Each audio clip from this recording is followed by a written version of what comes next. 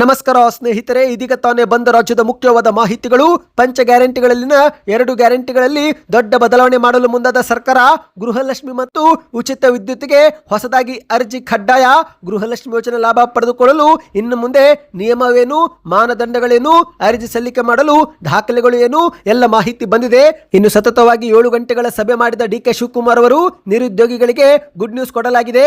ನೀವು ಕೂಡ ಏನಾದರೂ ಕೆಲಸದ ನಿರೀಕ್ಷೆಯಲ್ಲಿದ್ದರೆ ಈ ಮಾಹಿತಿ ಸ್ವಲ್ಪ ಸ್ಕಿಪ್ ಮಾಡಬೇಡಿ. ಮತ್ತೊಂದೆಡೆಯಲ್ಲಿ ಗೃಹ ಸಚಿವ ಪ್ರಿಯಾಂಕ್ ಖರ್ಗೆ ಅವರ ವಿರುದ್ಧ ವಿಪಕ್ಷ ನಾಯಕ ಆರೋಶಕ್ ಅವರು ಹಿಗ್ಗಾಮುಗ್ಗ ವಾಗ್ದಾಳಿ ಮಾಡಿದ್ದಾರೆ. ಸಾಮಾಜಿಕ ಜಾಲತಾಣ ಟ್ವಿಟರ್ ನಲ್ಲಿ ಒಂದು ದೊಡ್ಡ ಪೋಸ್ಟ್ ಹಾಕಿದ್ದಾರೆ. ಆ ಬಗ್ಗೆಯೂ ಕೂಡ ನೋಡೋಣ ಸ್ನೇಹಿತರೆ. ಇನ್ನು ನೀವು ಕೂಡ ಬಾಡಿಗೆ ಮನೆಯೊಳಗೆ ವಾಸ ಮಾಡುತ್ತಿದ್ರೆ ಈ ಒಂದು ಯೋಜನೆಗೆ ಅರ್ಜಿ ಹಾಕಿ. ಕೇಂದ್ರ ಸರ್ಕಾರದಿಂದ ಮನೆಯಲ್ಲಿದ್ದವರಿಗೆ ಗುಡ್ ನ್ಯೂಸ್, ಸ್ವಂತ ಮನೆಗೆ ಆರ್ಥಿಕ ಸಹಾಯಧನ ಕೊಡಲಾಗ್ತಾ ಇದೆ. ಏನಿದು ಮಾಹಿತಿ, ಎಲ್ಲ ಸುದ್ದಿಗಳನ್ನ ಡೀಟೇಲ್ ಆಗಿ ನೋಡೋಣ. ಅದಕ್ಕೂ ಮೊದಲು ಸುದ್ದಿ 9 ಯೂಟ್ಯೂಬ್ ಚಾನಲ್ಗೆ ನೀವು ಮೊದಲು ಬಾರಿ ಭೇಟಿ ನೀಡುತ್ತಿದ್ರೆ ದಯವಿಟ್ಟು ಸಬ್ಸ್ಕ್ರೈಬ್ ಆಗಿ, ಪಕ್ಕದಲ್ಲಿ ಕಾಣಿಸೋ ಗಂಟೆ ಕೂಡ ಒತ್ತಿದ್ರೆ ಕರ್ನಾಟಕದ ಮುಖ್ಯವಾದ ಮಾಹಿತಿಗಳು ನಿಮಗೆ ಸಿಗುತ್ತವೆ. ವಿಡಿಯೋಗೆ ಲೈಕ್ ಮಾಡ್ತಾ ವಿಡಿಯೋನ ಪೂರ್ತಿಯಾಗಿ ನೋಡಿ. ಬನ್ನಿ ಸ್ನೇಹಿತರೆ, ಎಲ್ಲ ಮಾಹಿತಿಗಳನ್ನು ಡೀಟೇಲ್ ಆಗಿ ನೋಡೋಣ.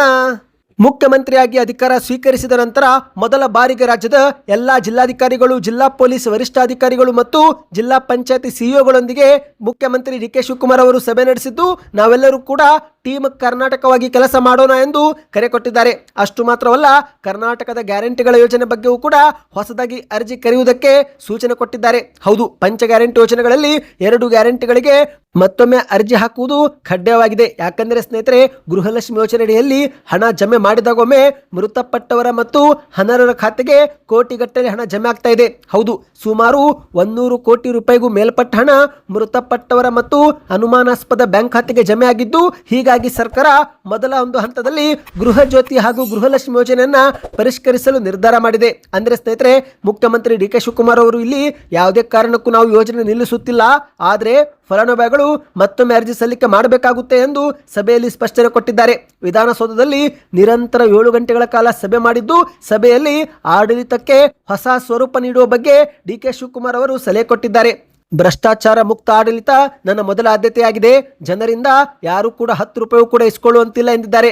ಶೂನ್ಯ ಭ್ರಷ್ಟಾಚಾರದ ಪ್ರತಿಜ್ಞೆಯೊಂದಿಗೆ ಆಡಳಿತ ಮಾಡಬೇಕು ಎಂದು ಸೂಚನೆ ಕೊಟ್ಟಿದ್ದಾರೆ. ಎಲ್ಲದಕ್ಕಿಂತ ಮುಖ್ಯವಾಗಿ ಸ್ನೇಹಿತರೆ, ಗ್ಯಾರಂಟಿ ಯೋಜನೆಗಳ ಲಾಭ ಅನರ್ಹರಿಗೆ ತಲುಪದಂತೆ ತಡೆಯುವುದಕ್ಕೆ ತಕ್ಷಣದಿಂದಲೇ ಕಾರ್ಯಾಚರಣೆ ಪ್ರಾರಂಭಿಸಿ ಎಂದು ಮೇಲ್ಮಟ್ಟದ ಅಧಿಕಾರಿಗಳಿಗೆ ಸೂಚನೆ ಕೊಟ್ಟಿದ್ದಾರೆ. ಸಭೆ ಬಳಿಕ ಸುದ್ದಿಗೋಷ್ಠಿಯಲ್ಲಿ ಮಾತನಾಡಿದಂತ ಡಿ.ಕೆ. ಶಿವಕುಮಾರ್ ಅವರು, ನಾವು ಗ್ಯಾರಂಟಿ ಯೋಜನೆಗಳನ್ನು ನಿಲ್ಲಿಸುತ್ತಿಲ್ಲ, ಕೇವಲ ಮತ್ತೊಮ್ಮೆ ಅರ್ಜಿ ಕರೆಯುತ್ತಿದ್ದೇವೆ. ಯಾಕಂದ್ರೆ ಸುಮಾರು 100 ಕೋಟಿ ರೂಪಾಯಿಗೂ ಮೇಲ್ಪಟ್ಟ ಹಣ ಮೃತಪಟ್ಟವರ ಮತ್ತು ಅನುಮಾನಾಸ್ಪದ ಬ್ಯಾಂಕ್ ಖಾತೆಗೆ ಜಮೆ ಆಗಿದೆ. ಹಾಗಾಗಿ ಗೃಹಲಕ್ಷ್ಮಿ ಯೋಜನೆ ಪರಿಷ್ಕರಿಸಲು ನಿರ್ಧಾರ ಮಾಡಿದ್ದೇವೆ. ಫಲಾನುಭವಿಗಳು ಮತ್ತೊಮ್ಮೆ ಅರ್ಜಿ ಸಲ್ಲಿಕೆ ಮಾಡಬೇಕಾಗುತ್ತೆ ಎಂದು ಡಿ.ಕೆ. ಶಿವಕುಮಾರ್ ಅವರು ಹೇಳಿದ್ದಾರೆ. ಸ್ನೇಹಿತರೆ, ಇನ್ನು ಇದೇ ವೇಳೆ ಮಾಧ್ಯಮದವರು ಗೃಹ ಜ್ಯೋತಿಗೂ ಕೂಡ ಅರ್ಜಿ ಹಾಕಬೇಕಾ ಎಂದು ಕೇಳಿದ್ದು, ಆಗ ಡಿ.ಕೆ. ಶಿವಕುಮಾರ್ ಅವರು ಗೃಹಲಕ್ಷ್ಮಿ ಜೊತೆಗೆ ಗೃಹ ಜ್ಯೋತಿಗೂ ಅರ್ಜಿ ಹಾಕಬೇಕು ಎಂದಿದ್ದಾರೆ. ಯಾಕಂದ್ರೆ ಸ್ನೇಹಿತರೆ, ಕೆಲವರು ತಮ್ಮ ಮನೆಯ ಫ್ರೀ ವಿದ್ಯುತ್ ಜೊತೆಗೆ ತಾವು ನಡೆಸುವ ಅಂಗಡಿ ಹಾಗೂ ವ್ಯಾಪಾರ ಘಟಕಕ್ಕೂ ಕೂಡ ಗೃಹ ಜ್ಯೋತಿ ಬಳಕೆ ಮಾಡಿಕೊಳ್ಳುತ್ತಿದ್ದಾರೆ. ಹೀಗಾಗಿ ಯೋಜನೆ ಪರಿಷ್ಕರಣೆ ಮಾಡುವುದು ಅಗತ್ಯವಾಗಿದೆ ಎಂದು ಡಿ.ಕೆ. ಶಿವಕುಮಾರ್ ಅವರು ಸ್ಪಷ್ಟನೆ ಕೊಟ್ಟಿದ್ದಾರೆ. ಒಟ್ಟಿನಲ್ಲಿ ಸ್ನೇಹಿತರೆ, ಫಲಾನುಭವಿಗಳು ಮತ್ತೊಮ್ಮೆ ಫೋಟೋ, ವಿಳಾಸ ಸಮೇತ ಹೊಸ ಅರ್ಜಿ ಹಾಕಬೇಕಾಗಿದೆ. ಹೌದು, ಮೊದಲಿಗೆ ಸ್ನೇಹಿತರೆ, ಗೃಹಲಕ್ಷ್ಮಿ ಯೋಜನೆ ಲಾಭ ಪಡೆದುಕೊಳ್ಳಲು ರೇಷನ್ ಕಾರ್ಡ್ ನಲ್ಲಿ ಯಜಮಾನಿ ಎಂದು ನಮೂದಿ ಆಗಿರಬೇಕು ಮತ್ತು ಆಧಾರ್ ಕಾರ್ಡ್ ಸಂಖ್ಯೆಗೆ ಮೊಬೈಲ್ ಸಂಖ್ಯೆ ಲಿಂಕ್ ಆಗಿರಬೇಕು. ಆಗ ಮಾತ್ರ ನಿಮಗೆ ಹಣ ಜಮಾವಾಗಲಿದೆ. ಹೌದು, ಒಂದೊಮ್ಮೆ ಸ್ನೇಹಿತರೆ, ಕುಟುಂಬದಲ್ಲಿ ಯಜಮಾನಿ ಅಥವಾ ಯಜಮಾನಿಯ ಪತಿ ಆದಾಯ ತೆರಿಗೆ ಪಾವತಿ ಮಾಡುತ್ತಿದ್ರೆ ಅಥವಾ GST ಪಾವತಿ ಮಾಡುತ್ತಿದ್ರೆ ಆ ಸಮಯದಲ್ಲಿ ಹಣ ಜಮೆ ಆಗೋದಿಲ್ಲ ಎಂದು ಹೇಳಲಾಗ್ತಾ ಇದೆ. ಮುಖ್ಯವಾಗಿ ಸ್ನೇಹಿತರೆ, ರೇಷನ್ ಕಾರ್ಡ್ ನಲ್ಲಿ ಯಜಮಾನಿ ಎಂದು ನಮೂದಿ ಆಗಿರುವುದು ಕಡ್ಡಾಯ ಎಂದು ಹೇಳಲಾಗ್ತಾ ಇದೆ. ನಿಮ್ಮ ಬ್ಯಾಂಕ್ ಖಾತೆಗೂ ಗೃಹಲಕ್ಷ್ಮಿ ಯೋಜನೆ ಹಣ ಜಮೆ ಆಗ್ತಾ ಇದೆಯಾ? ಕಮೆಂಟ್ ಮಾಡಿ ತಿಳಿಸಿ. ಬನ್ನಿ ಸ್ನೇಹಿತರೆ, ಮತ್ತೊಂದು ಮಾಹಿತಿಗೆ ಹೋಗೋಣ. ರಾಜ್ಯದ ನಿರುದ್ಯೋಗಿಗಳಿಗೆ ಮುಖ್ಯಮಂತ್ರಿ ಡಿ.ಕೆ. ಶಿವಕುಮಾರ್ ಅವರು ಸಿಹಿ ಸುದ್ದಿ ಕೊಟ್ಟಿದ್ದಾರೆ. ನೀವು ಕೂಡ ಉದ್ಯೋಗ ಹುಡುಕುತ್ತಿದ್ರೆ ಕಮೆಂಟ್ ನಲ್ಲಿ ಉದ್ಯೋಗ ಎಂದು ಕಮೆಂಟ್ ಮಾಡಿ ಸ್ನೇಹಿತರೆ. ಮಾಹಿತಿ ಬಂದ ಕೂಡಲೇ ವಿಡಿಯೋ ಮಾಡಿಕೊಂಡು ಬರುತ್ತೇವೆ. ಈಗ ಮುಖ್ಯಮಂತ್ರಿ ಡಿ.ಕೆ. ಶಿವಕುಮಾರ್ ಅವರು ಅಧಿಕಾರ ವಹಿಸಿಕೊಂಡ ಬಳಿಕ ರಾಜ್ಯದ ಜನರಿಗೆ ಹಲವು ಮಹತ್ವದ ಯೋಜನೆ ಜಾರಿಗೆ ಮಾಡಲು ಮುಂದಾಗಿದ್ದು, ಇದೀಗ 2 ವರ್ಷ ಸಿಕ್ಕಿರುವ ಆಡಳಿತದಲ್ಲಿ ಉತ್ತಮ ಆಡಳಿತ ಮಾಡುವ ಗುರಿಯನ್ನ ಡಿ.ಕೆ. ಶಿವಕುಮಾರ್ ಅವರು ಹಾಕಿಕೊಂಡಿದ್ದು, ಇದೀಗ ರಾಜ್ಯದಲ್ಲಿ ಮೊದಲಿಗೆ ಯುವಕರಿಗೆ ಸಿಹಿ ಸುದ್ದಿ ಕೊಡಲು ಸರ್ಕಾರ ಮುಂದಾಗಿದೆ. ಹೌದು ಗೆಳೆಯರೆ, ಉದ್ಯೋಗ ಅವಕಾಶ ಹೆಚ್ಚಿಸಲು ಮತ್ತು ಗ್ರಾಮೀಣ ಶಿಕ್ಷಣದ ಗುಣಮಟ್ಟವನ್ನು ಸುಧಾರಿಸಲು ಮುಖ್ಯಮಂತ್ರಿ ಡಿ.ಕೆ. ಶಿವಕುಮಾರ್ ಅವರು ಸಭೆಯಲ್ಲಿ ಮಹತ್ವದ ನಿರ್ಧಾರ ತೆಗೆದುಕೊಂಡಿದ್ದಾರೆ. ಸಿಕ್ಕಿರುವ 2 ವರ್ಷ ಅಧಿಕಾರಾವಧಿಯನ್ನು ಉತ್ತಮವಾಗಿ ಆಡಳಿತ ಮಾಡಲು ಡಿ.ಕೆ. ಶಿವಕುಮಾರ್ ಅವರು ಈಗ ಮುಂದಾಗಿದ್ದು, ಮೊದಲನೇ ಹಂತದಲ್ಲೇ ಯುವಕರಿಗೆ ಸಿಹಿ ಸುದ್ದಿ ಕೊಟ್ಟಿದ್ದಾರೆ. ಹೌದು, ಕರ್ನಾಟಕದಲ್ಲಿ ಉದ್ಯೋಗ ಸೃಷ್ಟಿ ಬಗ್ಗೆ ಮಾತನಾಡಿದಂತ ಮುಖ್ಯಮಂತ್ರಿ ಡಿ.ಕೆ. ಶಿವಕುಮಾರ್ ಅವರು ಇಂದು ಭಾರತದಲ್ಲೇ ಪ್ರಥಮವಾಗಿ ಖಾಸಗಿ ಉದ್ಯೋಗ ವಿನಿಮಯ ಕೇಂದ್ರ ಕರ್ನಾಟಕದಲ್ಲಿ ಸ್ಥಾಪನೆ ಮಾಡುತ್ತಿದ್ದೇವೆ. ಖಾಸಗಿ ವಲಯದಲ್ಲಿ ಉದ್ಯೋಗ ಆಕಾಂಕ್ಷಿಗಳು ಈ ಒಂದು ವೇದಿಕೆಯಲ್ಲಿ ನೋಂದಾಯಿಸಿಕೊಳ್ಳಬಹುದು. ಜೊತೆಗೆ ಉದ್ಯೋಗದಾತ ಕಂಪನಿಗಳು ಮತ್ತು ತಮ್ಮ ಅವಶ್ಯಕತೆಗೆ ಅನುಗುಣವಾಗಿ ಇಲ್ಲಿ ಬಂದು ಮಾನವ ಸಂಪನ್ಮೂಲವನ್ನ ಪಡೆದುಕೊಳ್ಳಬಹುದು ಎಂದು ಹೇಳಿಕೆ ಕೊಟ್ಟಿದ್ದಾರೆ. ಹೌದು ಗೆಳೆಯರೆ, ಉದ್ಯೋಗ ವಿನಿಮಯ ಕೇಂದ್ರ ಸ್ಥಾಪನೆ ಆಗುವ ಮೂಲಕ ಹಲವರಿಗೆ ಮತ್ತೆ ಉದ್ಯೋಗ ಸಿಗಲಿದೆ. ಯಾಕಂದ್ರೆ ಕಂಪನಿಗಳು ನೇರವಾಗಿ ಉದ್ಯೋಗ ವಿನಿಮಯ ಕೇಂದ್ರಕ್ಕೆ ಬಂದು ಯುವಕರನ್ನು ಆಯ್ಕೆ ಮಾಡಲಿದ್ದಾರೆ. ಸ್ಥಳೀಯ ಯುವಕರಿಗೆ ಹೆಚ್ಚಿನ ಉದ್ಯೋಗಾವಕಾಶ ಒದಗಿಸುತ್ತೇವೆ ಎಂದು ಡಿ.ಕೆ. ಶಿವಕುಮಾರ್ ಅವರು ಹೇಳಿಕೆ ಕೊಟ್ಟಿದ್ದಾರೆ. ಹೌದು, ಗುಣಮಟ್ಟದ ಶಿಕ್ಷಣ ನೀಡುವುದು ನಮ್ಮ ಸರ್ಕಾರದ ಗುರಿ ಎಂದಿರುವ ಡಿ.ಕೆ. ಶಿವಕುಮಾರ್ ಅವರು ವಿದ್ಯಾರ್ಥಿಗಳಿಗೆ ಈಗ ನಾವು ಉದ್ಯೋಗ ಖಾತ್ರಿ ಯೋಜನೆ ಕೊಡುತ್ತೇವೆ ಎಂದಿದ್ದಾರೆ. ಮುಖ್ಯವಾಗಿ ಗ್ರಾಮೀಣ ಪ್ರದೇಶದ ಭಾಗದ ಯುವಕರಿಗೆ ಉದ್ಯೋಗ ಕೊಡುತ್ತೇವೆ ಎಂದಿದ್ದಾರೆ. ಸ್ನೇಹಿತರೆ, ಸಿಟಿಗಳು ಮತ್ತು ಟೌನ್ಗಳಿಗೆ ವಲಸೆ ಹೋಗುವುದನ್ನು ತಡೆಗಟ್ಟಲು ಹಳ್ಳಿಗಳಲ್ಲೇ ಉತ್ತಮ ಗುಣಮಟ್ಟದ ಶಿಕ್ಷಣ ನೀಡುವ ಗುರಿಯನ್ನು ಕೂಡ ನಾವು ಹಾಕಿಕೊಂಡಿದ್ದೇವೆ ಎಂದು ಡಿ.ಕೆ. ಶಿವಕುಮಾರ್ ಅವರು ಹೇಳಿಕೆ ಕೊಟ್ಟಿದ್ದಾರೆ. ಒಟ್ಟಿನಲ್ಲಿ ಸ್ನೇಹಿತರೆ, ರಾಜ್ಯದಲ್ಲಿ ನಿರುದ್ಯೋಗ ನಿವಾರಣೆಗೆ ಸರ್ಕಾರ ಈಗ ಹಲವು ಮಹತ್ವದ ಕ್ರಮ ತೆಗೆದುಕೊಳ್ಳಲು ಮುಂದಾಗಿದೆ. ಉದ್ಯೋಗಾಕಾಂಕ್ಷಿಗಳಿಗೆ ನೇರವಾಗಿ ಹೊಸ ಉದ್ಯೋಗ ವಿನಿಮಯ ಕೇಂದ್ರ ಸ್ಥಾಪನೆ ಆಗ್ತಾ ಇದೆ. ಇಲ್ಲಿಂದ ಪ್ರತಿಯೊಬ್ಬರಿಗೆ ಕೆಲಸ ಸಿಗುವ ನಿರೀಕ್ಷೆ ಇದೆ. ಸ್ನೇಹಿತರೆ, ಈ ಬಗ್ಗೆ ನಿಮ್ಮ ಅನಿಸಿಕೆಯನ್ನು ಕಮೆಂಟ್ ಮಾಡಿ. ಬನ್ನಿ ಸ್ನೇಹಿತರೆ, ಮತ್ತೊಂದು ಮಾಹಿತಿಗೆ ಹೋಗೋಣ. ಇತ್ತೀಚೆಗೆ ಕಲಬುರಗಿ ಜಿಲ್ಲೆಯ ಸರ್ಕಾರಿ ಪದವಿ ಪೂರ್ವ ಕಾಲೇಜು ಒಂದರಲ್ಲಿ ಬಾಲಕಿಯ ಮೇಲೆ ಮೇಲ್ಛಾವಣಿ ಸಿಮೆಂಟ್ ಪದರು ಕುಸಿದು ಬಿದ್ದಿದ್ದು 5 ವಿದ್ಯಾರ್ಥಿನಿಯರಿಗೆ ತೀವ್ರವಾಗಿ ಗಾಯವಾಗಿದೆ. ಇದೇ ಒಂದು ವಿಚಾರ ರಾಜ್ಯದಲ್ಲಿ ಭಾರಿ ಸದ್ದು ಮಾಡುತ್ತಿದ್ದು, ಇದೇ ವಿಚಾರ ಮುಂದಿಟ್ಟುಕೊಂಡು ವಿಪಕ್ಷ ನಾಯಕ ಆರೋಶಕ್ ಅವರು ಗೃಹ ಸಚಿವ ಪ್ರಿಯಾಂಕ್ ಖರ್ಗೆ ಅವರ ವಿರುದ್ಧ ಹಿಗ್ಗಾಮುಗ್ಗಾ ವಾಗ್ದಾಳಿ ಮಾಡಿದ್ದಾರೆ. ಹೌದು ಗೆಳೆಯರೆ, ಟ್ವಿಟರ್ ನಲ್ಲಿ ಸಂವಿಧಾನ ಉಳಿಸುವ ಗೃಹ ಸಚಿವ ಪ್ರಿಯಾಂಕ್ ಖರ್ಗೆ ಅವರಿಗೆ ತಮ್ಮ ಸ್ವಂತ ಜಿಲ್ಲೆಯ ಕಾಲೇಜಿನ ಮೇಲ್ಛಾವಣಿ ಉಳಿಸಿಕೊಳ್ಳಲು ಕೂಡ ಯೋಗ್ಯತೆ ಇಲ್ಲ ಎಂದು ಆರೋಶಕ್ ಅವರು ಕೆಂಡಕಾರಿದ್ದಾರೆ. ಈಗ ನೀವು ಸ್ಕ್ರೀನ್ ಮೇಲೆ ಒಂದು ಟ್ವೀಟ್ ನೋಡುತ್ತಿರಬಹುದು ಸ್ನೇಹಿತರೆ. ಇದು ವಿಪಕ್ಷ ನಾಯಕ ಆರೋಶಕ್ ಅವರೇ ಮಾಡಿದ ಟ್ವೀಟ್ ಆಗಿದೆ. ಟ್ವಿಟರ್ ನಲ್ಲಿ ಸಂವಿಧಾನ ಉಳಿಸುವ ಪ್ರಿಯಾಂಕ್ ಖರ್ಗೆ ಅವರಿಗೆ ತಮ್ಮ ಸ್ವಂತ ಜಿಲ್ಲೆಯ ಕಾಲೇಜಿನ ಮೇಲೆ ಛಾವಣಿಯನ್ನು ಕೂಡ ಉಳಿಸಿಕೊಳ್ಳುವ ಯೋಗ್ಯತೆ ಇಲ್ಲ. ದಿನ ಬೆಳಗಾದ್ರೆ ಸಾಮಾಜಿಕ ಜಾಲತಾಣಗಳಲ್ಲಿ ಮಾಧ್ಯಮಗಳ ಮುಂದೆ ಜ್ಞಾನ ಬೋಧನೆ, ಬೆಳಗ್ಗೆಯಿಂದ ಸಂಜೆವರೆಗೆ ಬಿಜೆಪಿ, ಆರ್ಎಸ್ಎಸ್, ಇತಿಹಾಸ, ಕೇಂದ್ರ ಸರ್ಕಾರ, ಸಂವಿಧಾನ, ಪ್ರಜಾಪ್ರಭುತ್ವದ ಬಗ್ಗೆ ದೊಡ್ಡ ಭಾಷಣ. ಆದರೆ ನಿಮ್ಮದೇ ಸ್ವಂತ ಜಿಲ್ಲೆಯಾದ ಕಲಬುರಗಿಯ ಸರ್ಕಾರಿ ಕಾಲೇಜಿನ ದುಸ್ಥಿತಿ ನೋಡಲು ಮಾತ್ರ ನಿಮಗೆ ಪುರುಸೊತ್ತಿಲ್ಲವೇ ಪ್ರಿಯಾಂಕ್ ಖರ್ಗೆ ಅವರೇ ಎಂದು ಆರೋಶಕ್ ಅವರು ಪ್ರಶ್ನೆ ಮಾಡಿದ್ದಾರೆ.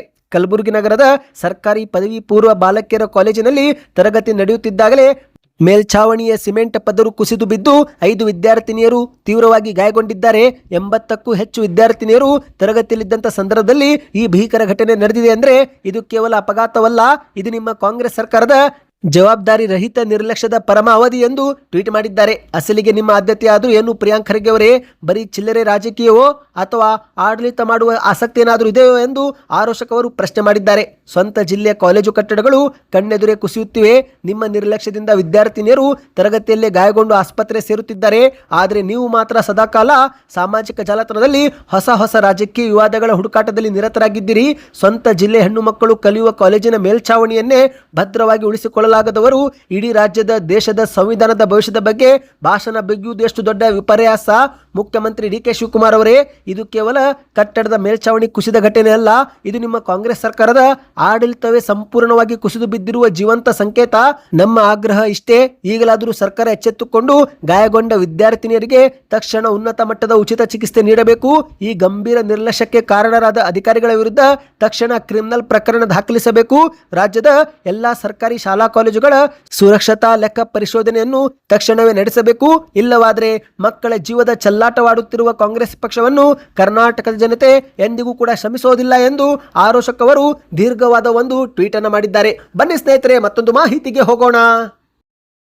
ನೀವು ಕೂಡ ಬಿಪಿಎಲ್ ಕಾರ್ಡ್ ಹೊಂದಿದ್ದು ಬಾಡಿಗೆ ಮನೆಯೊಳಗೆ ಇದ್ರೆ ತಿಂಗಳಿಗೆ ಎಷ್ಟು ಬಾಡಿಗೆ ಕಟ್ಟುತ್ತೀರಾ? ಕಮೆಂಟ್ ಮಾಡಿ. ಹೌದು, ಇದೀಗ ಕೇಂದ್ರ ಸರ್ಕಾರ ಸ್ವಂತ ಮನೆಯಿಲ್ಲದವರಿಗೆ ಸಿಹಿ ಸುದ್ದಿ ಕೊಟ್ಟಿದೆ. ಹೌದು ಗೆಳೆಯರೆ, ಈಗಾಗಲೇ ಸ್ವಂತ ಮನೆಯಿಲ್ಲದವರಿಗೆ ಮನೆ ಕೊಡಬೇಕು ಎಂಬ ಕಾರಣಕ್ಕೆ ಕೇಂದ್ರ ಮತ್ತು ರಾಜ್ಯ ಸರ್ಕಾರಗಳು ಹಲವಾರು ಯೋಜನೆಗಳನ್ನು ಜಾರಿಗೆ ಮಾಡಿದ್ದು ಅದರಲ್ಲಿ PM ಆವಾಸ್ ಯೋಜನೆಯೂ ಕೂಡ ಒಂದಾಗಿದೆ. ಹೌದು, ಕೆಲ ಯೋಜನೆಗಳು ನೇರವಾಗಿ ಬ್ಯಾಂಕ್ ಖಾತೆಗೆ ಮನೆ ಕಟ್ಟಲು ಹಣ ಜಮಾ ಮಾಡಿದ್ರೆ ಇನ್ನು ಕೆಲ ಯೋಜನೆಗಳು ನೇರವಾಗಿನೇ ಮನೆ ಕೊಡುತ್ತವೆ.